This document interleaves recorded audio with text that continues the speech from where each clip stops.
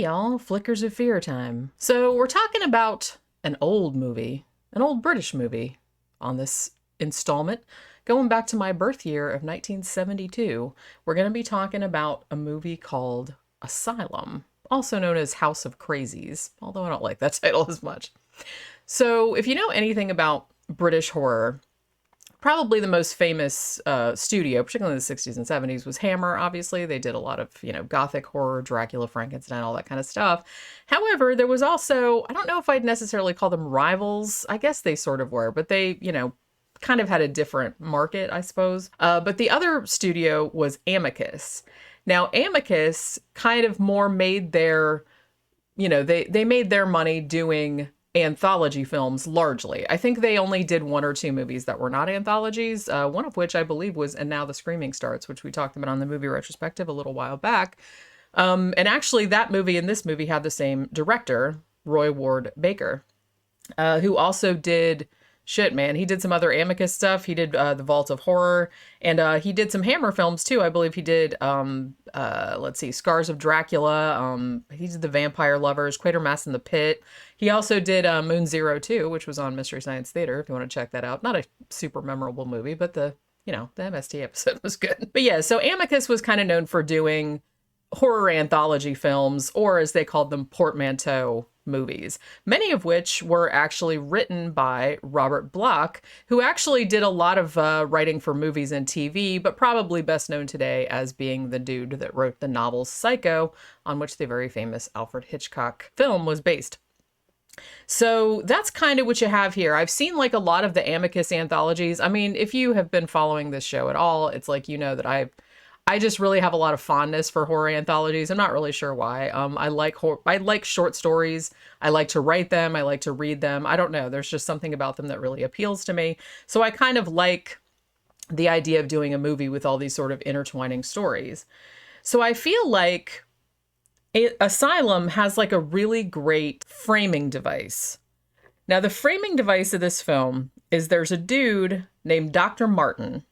And he arrives at this insane asylum, obviously, to the tune of Night on Bald Mountain, because, it's, how do you pronounce his name? Mussorgsky or whatever. It's obviously, if you've seen Fantasia, that's, an iconic piece of music. And it's in the public domain, so, it was kind of cheaper because that was kind of what Amicus did. They would sort of like, do these low budget. And I don't mean that, as I said, to sound like derogatory.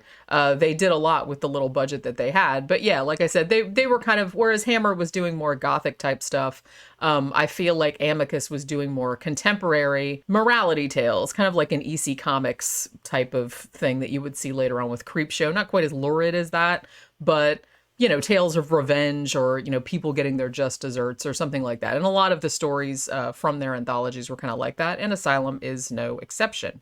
So Dr. Martin shows up at this asylum and he's being interviewed for a job here.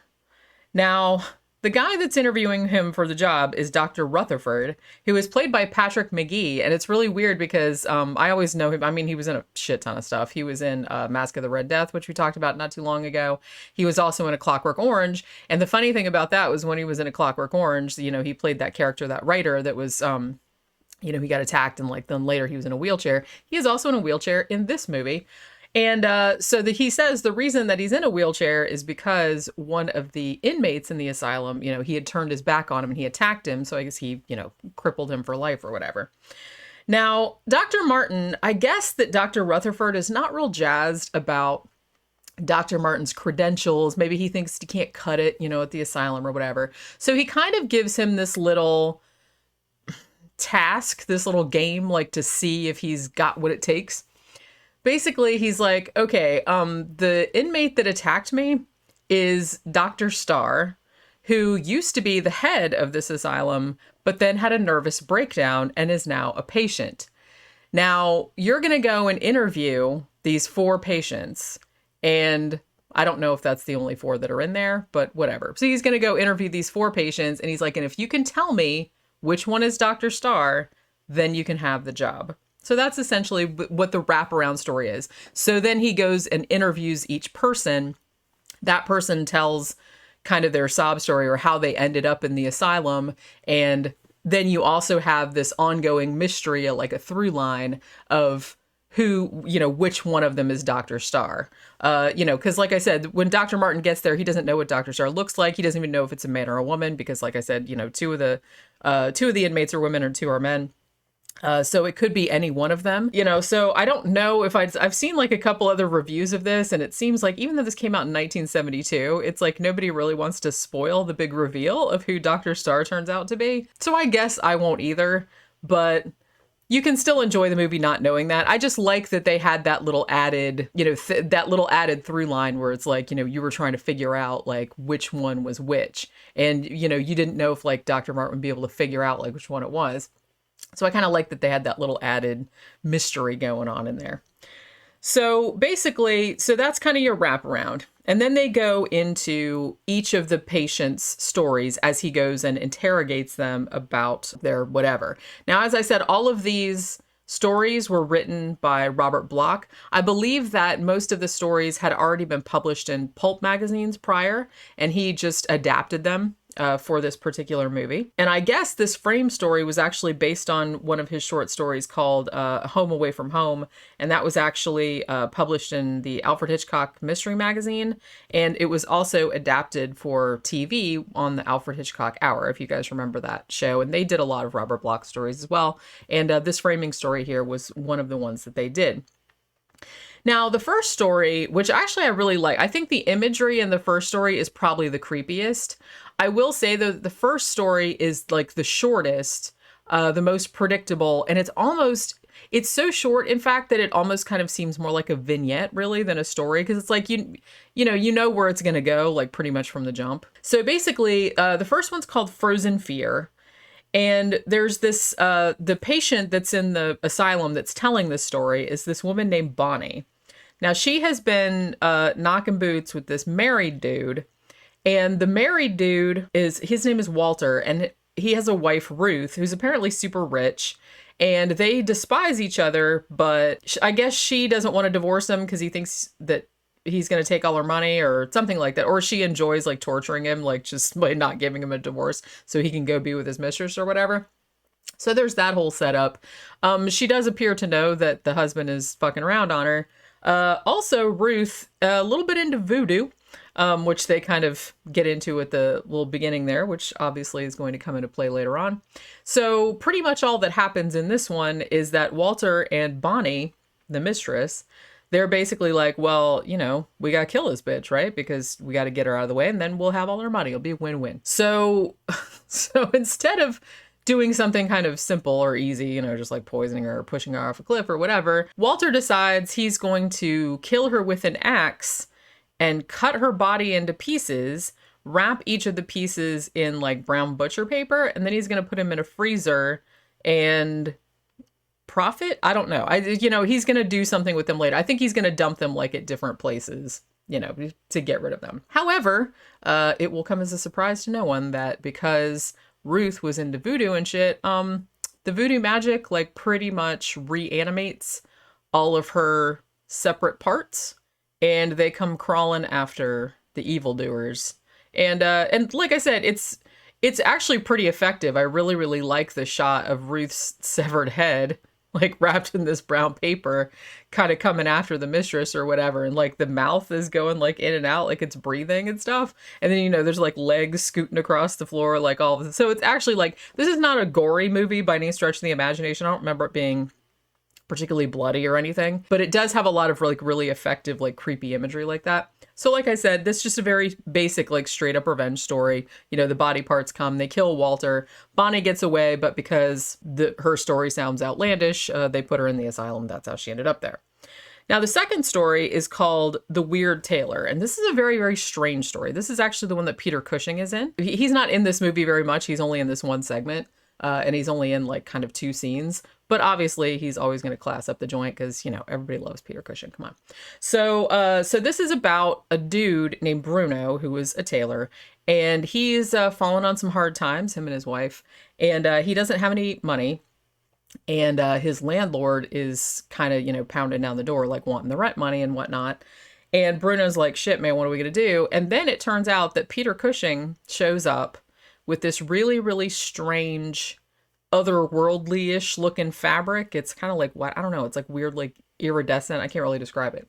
So he turns up and he's like, I'll pay you 200 pounds if you make this suit, like to these specifications. And he has like this weird book that looks kind of like a grimoire or whatever, but he has everything kind of drawn out. And he's like, oh, and you can only work on it between the hours of like midnight and 3 a.m. or something like that. He has like all these stipulations. And he said, and I'm making it for my son, and it's like a surprise for him. So, yeah, but he says astrology is why he's like, oh, I believe in astrology, and that's why you can only work on it like during certain times or whatever. So Bruno's just kind of like, okay, weird, but I do need the money. 200 pounds is a lot of money. That's like his rent. So he starts working on it, and it turns out that the suit is, I guess it reanimates the dead, or I think it reanimates inanimate objects. Well, that's dumb, isn't it? It doesn't reanimate an inanimate object. You know what I mean? It brings them to life. Okay. Because it turns out that Peter Cushing was making the suit for his son, and his son was dead, and he had spent all of his money on this grimoire that had this recipe in it for a suit that you can make, and you put the suit on the dead body and it brings the dead person back to life. But then like later on, when a tussle occurs and Peter Cushing ends up getting killed, so that whole thing doesn't happen. But then when Bruno comes back home and he's still got the suit, they put the suit, or his wife puts the suit on a mannequin, and then the mannequin comes to life and like walks around. So it's a pretty powerful suit is what I'm saying. So that's like probably the weirdest story like in all of them. And like I said, Peter Cushing is in that one. So now the third one is called Lucy Comes to Stay, more a psychological horror. I think this seems like it was the longest segment. And this actually stars both Charlotte Rampling and Britt Eckland. So, it's basically kind of like, this reminded me a little bit of, Trilogy of Terror, like the one with, what the hell was that second? I think it was the second segment that was called Millicent and Teresa or whatever it was called with Karen Black. This is kind of a little bit like that, where there's a woman named Barbara, and she's played by Charlotte Rampling. She's the one that's in the asylum at the moment. And she has been in an asylum before, but she's telling about this one time where she got to leave, and she owns like this big, beautiful house and has all this money, but she's kind of like under the thumb of her brother. His name is George. And George is like not trusting her to like not go to Crazy Town again. So he's basically like, okay, well, you have to take your meds, and I'm going to hire a nurse like to take care of you. And you have to be under guard all the time so you don't like, run around like a loon. And so it turns out that at first you think, although like I said, you can pretty much see where this one's going, but at first you think that she has this friend named Lucy, who's played by Britt Eckland, who's kind of like a little bit of a hellraiser. And she's like, man, you can't let them tell you what to do, and we got to escape and all this other kind of shit. And they kind of end up going on a murderous rampage or whatever. But like I said, you find out at the end that that Lucy and Barbara are actually the same person. They're like, split personality type of thing. So like I said, it's not like a big shocker or anything. And then the last segment, which is kind of a segment, but also ties in with the wraparound. Maybe this one's the weirdest one. I mean, the Taylor one's weird too, but this one's pretty weird. So this one, Dr. Martin, the dude that's interviewing for the job, now he's interviewing this other patient named Dr. Byron. And Dr. Byron has a hobby. His hobby is he makes these little people. They look kind of like, okay, so they're like about yay big, right? Like however big that is, like a foot or so, maybe. And they're kind of like Lego robot bodies, but then the head is like realistic looking. You know what I mean? Like sculpted like clay or whatever. And he's made them for all of the people that he hates in the asylum and elsewhere, presumably. And he has some kind of like weird fucking magic powers where if he concentrates hard enough, he says that they're like robots or dolls or whatever, like on the outside, but on the inside, they're like organic. So that's kind of like Cronenbergian or something like that, I guess. But yeah, so if he concentrates hard enough, they have like little bitty brains in there and like little bitty guts and whatnot. And he can like control their actions. So he's decided that he doesn't like Dr. Rutherford, the dude that's now running the asylum, played by Patrick McGee. So he built this little thing. He built a little robot of himself to go and stab Dr. Rutherford with a scalpel or whatever, which I don't know. That seems like a real convoluted plan, but whatever. And And it works, so who am I to judge? You know what I mean? But so yeah, so that's kind of the last part. And even though it's not really, as I said, it's not really a self-contained story because it ties in with the whole framing device, because we're going back to the doctor, the head doctor of the asylum, and then this guy, and he wants to stab this other guy. And then at that point, you find out through a series of circumstances, you find out who the mysterious Dr. Starr was. I will admit, like I said, I don't know. I don't think I want to spoil it, because this is a movie that if you really like, you know, the other Amicus portmanteau movies, you know, The House That Dripped Blood, or, you know, Vault of Horror or whatever, you should really see this one, because I think this is actually one of the best ones. It's just, the pacing is real good. It's not a long film. It's only like 83 minutes or something like that. And it moves along at a good clip. Like, the stories are pretty short. You know, some of them you can kind of see where they're going, but that's okay. And it's like, it's not gory, but it has, you know, some cool, like, kind of creepy imagery. And some of the stories are just like so weird that they're just like fascinating to watch. And like I said, I really do like that they had that extra mystery element of you trying to figure out, like, along with Dr. Martin, who Dr. Starr is, like, as he interviews all of these people and goes through all the stories. So like I said, I guess I won't spoil it, but I will say that I called it. I called it because I knew that there was going to be a twist. Because, you know, we're so cynical and jaded nowadays. It's like, you can't even have a twist anymore because everybody just expects it. So they know how they're going to be looking out for the shit. So I figured that there was going to be some big twist, that it wasn't going to be who you thought it was. And I said, well, who's like the least likely person, or who are they trying to make me think is the least likely person? And I'm like, that's probably who it is. And I was right. You know what I mean? You might be able to figure it out too, but we'll see. Yeah. So apparently this movie was kind of like a little bit under the radar for a really long time. But I think that Severin just recently released it on Blu-ray with, like, you know, all the bells and whistles, like all the extras and stuff. And I don't know if it's by itself, or it might be or it might be with another Amicus anthology movie. My memory's blanking on that right now, but it does seem like there's like a whole lot of extras on it. Cinematography is fine. It's, you know, it's nothing like spectacular, but it's, you know, it does the job. Acting is really good. If you're into British cinema at all, you will recognize pretty much everybody in this movie.